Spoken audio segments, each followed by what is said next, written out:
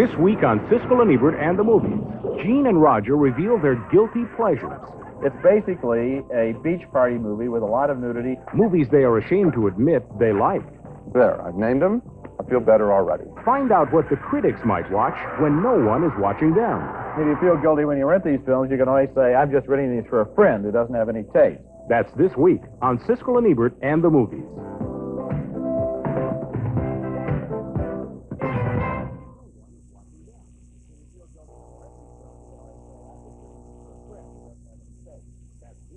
Movies we're ashamed to admit we like. Guilty pleasures this week on Siskel and Ebert.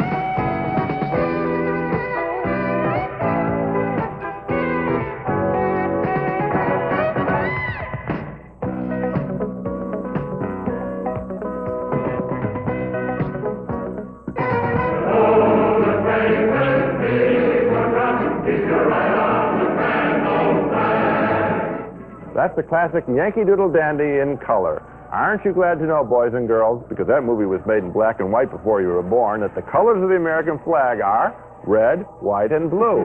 The process of colorizing classic black and white movies is the subject of this special show called Hollywood's New Vandalism, a title I guess that tips our independently arrived at point of view. I'm Gene Siskel of the Chicago Tribune. And I'm Roger Ebert of the Chicago Sun-Times. Colorization itself is such an ingenious technological breakthrough that there's a temptation almost to applaud the work that went into it without asking whether it ought to have been done in the first place. What they do is the colorizers take an old black and white movie and assign color values to various areas in the first frames of each individual shot. Areas like the faces and clothing of the actors or the sets or landscapes that they're seen against. Then a computer takes over and does the dirty work, individually colorizing thousands of frames so that the result is a movie that looks like it was shot in color. Well, was shot in color. In fact, what it really looks like is it was shot in black and white, and then somebody tried to paint the black and white into pinks and blues and things, but we'll get to that in a moment. Spray can. With a spray can, okay? The two major players in the colorizing industry are Colorization Incorporated in Toronto and Color Systems Technology, which is based in Marina del Rey, California, and which currently has a deal with Ted Turner's Atlanta Superstation to colorize 100 old MGM and United Artists classics, movies that Turner bought when he bought the MGM library. Turner recently broadcast Yankee Doodle Dandy on WTBS, his station, and some of the other classics that will be colorized include Errol Flynn and Captain Blood, so now we can see that the blood was red. Wow. Betty Davis in the tearjerker melodrama Dark Victory, sure looks dark to me.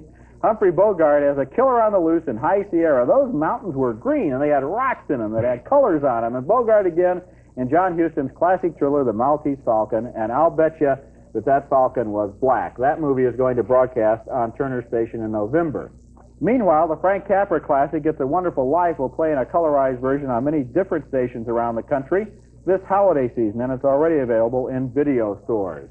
It's a safe bet that John Huston won't be watching when Ted Turner plays the colorized version of The Maltese Falcon in November. John Huston has joined many other members of the Directors Guild of America in describing the process of colorization as cultural butchery. It's also a little bit of economic butchery, too, because if people are wondering why some of these titles were selected, for example, It's a Wonderful Life, it's because the film, as you know, is out of copyright. Anyone can do anything they want with it. Television stations can run it for free, and people with color computers can now colorize it and sell it as their own. And again, as a result of that, the fact is that in a way the colorizers are appropriating somebody else's work, because Frank Capra makes no money from this movie. Jimmy Stewart makes no money from this movie. The writers, the technicians make no money. Only the colorizers have found a way to make it new and sell it again. And the guy who shot it in black and white and put all the effort in getting the lighting in black and white, he doesn't make a penny either. Forget about him. Both Jimmy Stewart and Frank Capra have publicly pleaded that the colorizers leave It's a Wonderful Life alone. But, as you said, it's out of copyright, and therefore, like a lot of these movies, it's defenseless. Some of my favorite movies, like The Third Man, are out of copyright. They can do anything they want with it, and yet not a single major movie director anywhere in the world is in favor of colorization. Not one. Directors and a lot of other film lovers believe that black and white films were shot that way for a reason, and they should be left the way the original artist intended them to be done. The colorized movies are turning up on television, and the video stores are full of them. The colorizers seem to feel that there's something missing from a black and white film, as if the film were somehow handicapped by not being in color. Even recent films that deliberately were shot in black and white, even in a color period, are now being colorized. Here's an example of that. George Romero's 1967 horror film, Night of the Living Dead.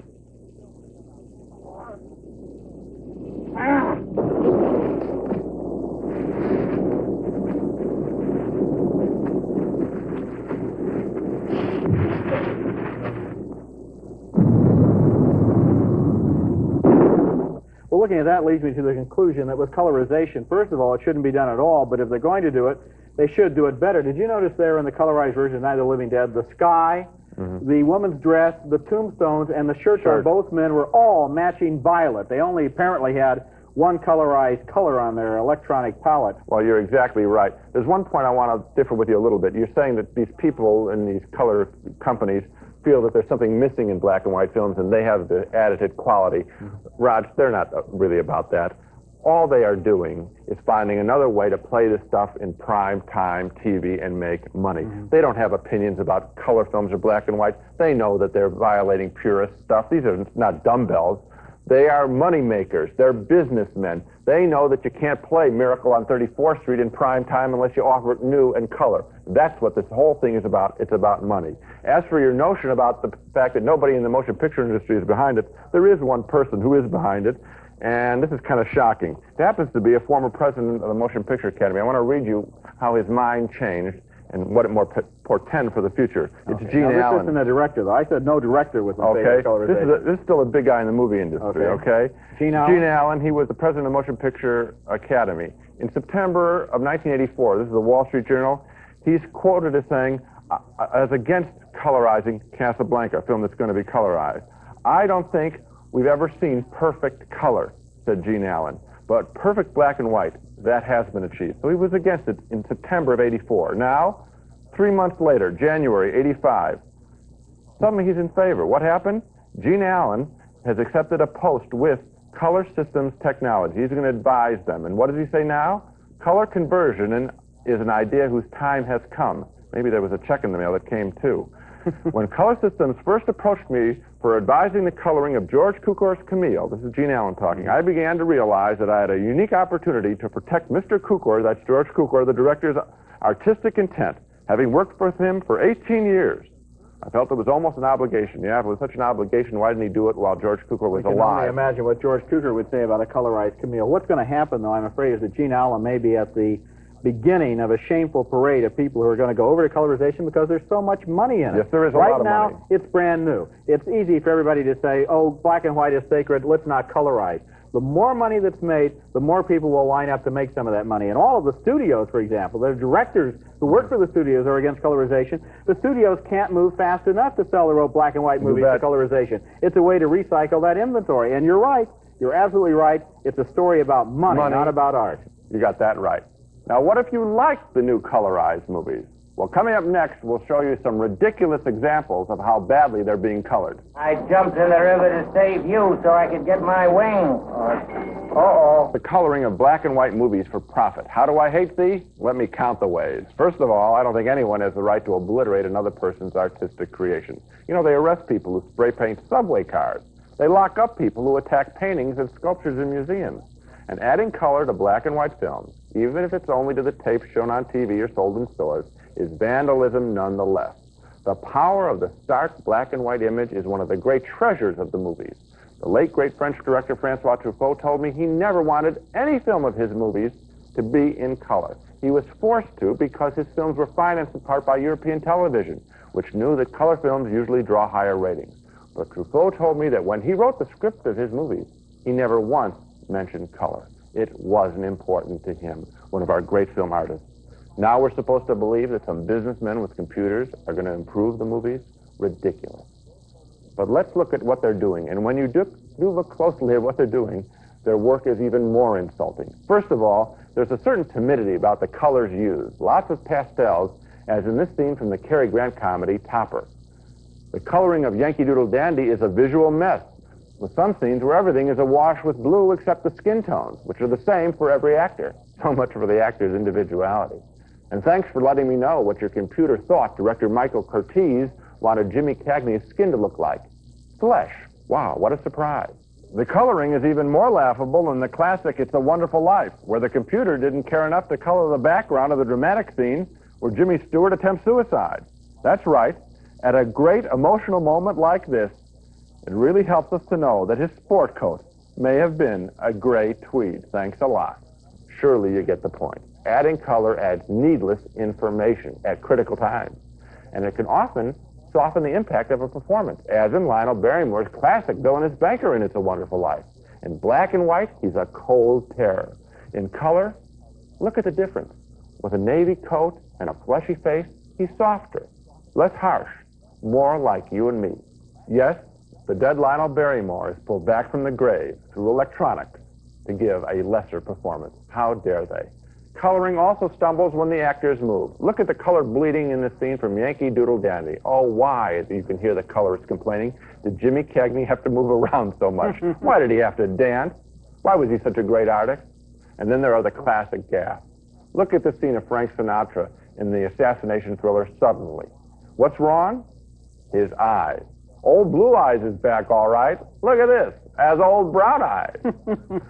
The process isn't perfected, obviously, but I don't want to even get into that argument because that argument's a trap. Yankee Doodle Dandy was photographed in black and white by one of the greatest cinematographers of all time, James Wong Howe. The film became a classic in black and white. Adding color isn't going to make it a better film, and even the people who own the coloring companies will admit that if you push them. It's just a process, as we said before, to make money from a new way of packaging great old movies. You know, Gene, looking at those clips, one thing is very obvious. They start not with a blank sheet, as a color film does, but with a sheet that is already colored black and white. So they've got to find colors they can lay on top that will show up. Mm-hmm. And so they tend to pick, you can see it there, light blues, light greens, pinks, violets, yellows, colors like that. These guys in the 30s and 40s, Cagney looked like he was going out to commit murder. Colorized, he looks like he's going out to play golf. It's totally inappropriate. When we come back, we're going to ask a very basic question. What was so wrong about black and white movies in the first place? Colorization of old black and white movies, which we call Hollywood's new vandalism. Now, some of the defenders of colorization claim that they're actually performing a public service. They say young people are turned off by black and white movies. They won't watch them on TV. I guess they haven't seen all the black and white videos on MTV, the music videos that teenagers seem to watch even though they're not in color. The colorizers argue that by coloring the old classics, they're going to get the kids to watch them, and that'll be good for the kids and good for the movies. Well, if the worst thing that ever happens to some kid is that he has to watch a movie in black and white, I don't really think I can work up very much sympathy for him. In fact, I think parents almost ought to take kids and say, hey, look, this is another way that movies used to be made, and it's part of your cultural heritage. Good idea. The whole flaw here is the feeling that black and white films are lacking in something. Actually, I believe that black and white adds something to the movie-going experience. Stop to think for a minute. Real life is in color, but movies aren't real. They're fantasies. And by filming in black and white, they can sometimes be more dreamlike and elegant and stylized and mysterious. They can add a whole additional dimension to reality, while color sometimes just supplies additional unnecessary information. These days, there's tremendous commercial pressure on directors to shoot everything in color because color TV and color video rental demands it. All the same, in recent years, some of our best directors have overcome enormous pressures to fight for the right to shoot in black and white. Those directors include David Lynch, whose Elephant Man was dramatic in black and white, but might have looked like a circus sideshow in color. Mel Brooks, whose great comedy Young Frankenstein was a satire on old horror films, and so, of course, it shouldn't have been in color, because the old films weren't in color. And Francis Coppola, whose teenage movie Rumblefish used highly stylized black and white and a few dramatic flashes of color. I believe that black and white is often actually preferable to color, especially in movies where movement and timing and atmosphere are more important than pretty pictures or landscapes. color can add too much information to a scene. And for example, let's make a comparison here. Let's take a look at the big fight scenes from two recent, very well-received boxing films. We're going to start with Sylvester Stallone's Rocky IV in color.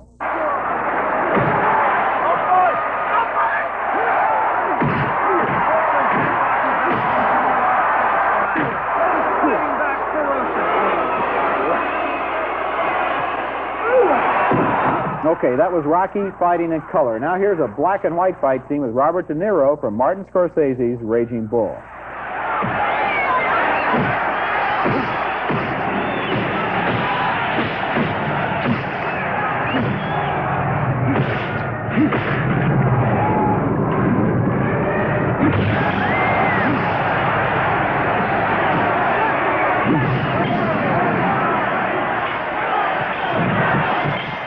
Well, obviously, the cards are stacked because I'm going to say I like Raging Bull better, but the fact is I did, because there's something so brutal and direct and forceful about boxing that color just makes it too pretty. Roger, I'm going to make a blanket statement. If I had to choose between seeing all the movies for the rest of my life in color and all of them in black and white, there is no question that I would take black and white. And why? It's just what we've been harping on here a lot, which is color so often adds unnecessary information. It's just not relevant. In black and white, we can see what the damage is doing to the person. I don't need the color. I don't care about the color of their trunks, their facial tones. What I'm supposed to know is the brutality of a man hitting another man's face. Jake LaMotta in Raging Bull was a violent man. It doesn't matter that he was a violent man who wore a brown suit. You're absolutely right, or red boxing trunks for that matter. And you know, I want to look right now at a movie that some people feel is the greatest film ever made, a movie called Citizen Kane. It was made in 1941 by Orson Welles. This is a movie that they haven't yet had the nerve to even talk about colorizing, because I believe if anyone tried to colorize Citizen Kane, there'd be picket lines out in front of that man's house at night and out in front of his office in the morning. Look at this scene and see how beautiful it is in black and white. The way the dark shadows in the scene create a mood of emptiness and loneliness and desolation in the great hall of Kane's mansion.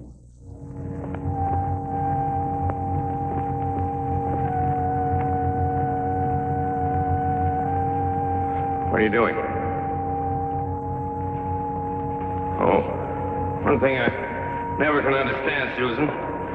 How do you know you haven't done it before? Makes a whole lot more sense than collecting statues. You may be right. I sometimes wonder. Now, those shadows in the back of that shot are totally black. In real life and in color, there is no such thing as total black. You can't get total black in a color film. And so if you colorize that, you would have a very weird and strange-looking room rather than what you have there, which is one of the most beautiful rooms ever created in a movie. Orson Welles, whenever he was quoted about the film and all the writing about this film, always the name of Greg Toland, the cinematographer, is mentioned. A great debt to Greg Toland for helping to make this movie. And now they want to obliterate what Greg Toland added to the movie. I don't think they'll do it. I don't think anyone will have the nerve to do it to Citizen Kane. I agree with you. They won't cross the line because they'll be playing with fire. And that'll be going too far. Coming up next, we want to invite you to join in a little home experiment that you can perform on your own television set. The fool's going to... the sheriff's going to do it! This proposal. I believe that black and white is actually better than color for some movies, especially comedies where timing, movement, and dialogue are a lot more important than color. So I'd like to invite you to enlist in a guerrilla war against colorization by renting your favorite comedy that was shot in color and then taking it home and adjusting your TV set to watch it in black and white. I think it'll make it funnier, and that's what I'm going to do right here with a famous scene from Mel Brooks' great comedy, Blazing Saddles. Now, you've probably seen this scene many times in color, but here it is in black and white.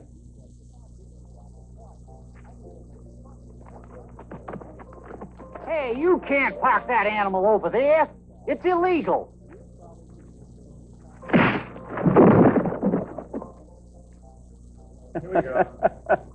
It was just as funny even when we couldn't see what color the horse was. Right. Now, I know there are probably a lot of people from the colorizing companies in Toronto and out of Marina del Rey who are sitting right now probably watching this show and saying, they're probably watching Honeymooners reruns, trying to think what they're going to do to them, but they're watching our show and thinking that the idea, my idea of turning color movies into black and white is the dumbest idea they've ever heard of. And all I've got to say is it may be dumb, but it's not quite as dumb as what you're doing. Yeah, they'd probably like to have our show in all white or all black. I want to make one sort of serious point in conclusion, because I think there's another argument that they would say is, but fellas, we're not destroying these old movies. All those old movies can be shown in theaters, in revival theaters, if anybody wants to go. Or if you want to rent them in black and white, rent them in black and white. All we're going to do is give people an option. And we're going to show them in primetime TV, on cable stations, and anywhere else we can show them. Well, my answer is that they are probably going to win the battle. That these movies are going to be shown to millions of people. A whole new generation will see the Maltese Falcon in color, possibly Citizen Kane in color. And you know what? They won't look as good. We agree on that. And as a result, the golden era of movies by these people will have become tarnished. You're absolutely right. They may not be tampering with the underlying movie, but they're tampering with the audience's expectations. And that's a crime. That's it for this week. Since that broadcast, the U.S. Copyright Commission has ruled that colorized movies may be eligible for copyright if it can be proven that the people that make the alterations are making a significant artistic contribution. I think they're making, as we pointed out, a significant artistic mutilation. In addition, Congressman Richard Gephardt has introduced the Film Integrity Act of 1987 that is currently before the Judiciary Committee. His bill would prohibit the material alteration of film, including colorization, without the consent of the principal writer and the director. Naturally, I support that bill. Unfortunately, though, that bill will only apply to movies from this day forward, not to all of the great movies in history that have been colorized or could be colorized. So right now, it's the bottom of the ninth. The good guys are behind by a couple of runs, but the game isn't over yet. That's it for this week. Next week, we'll be back with a look at movies on video that we call guilty pleasures. Movies we're almost ashamed to say we like. That's next week, and until then, the balcony is closed.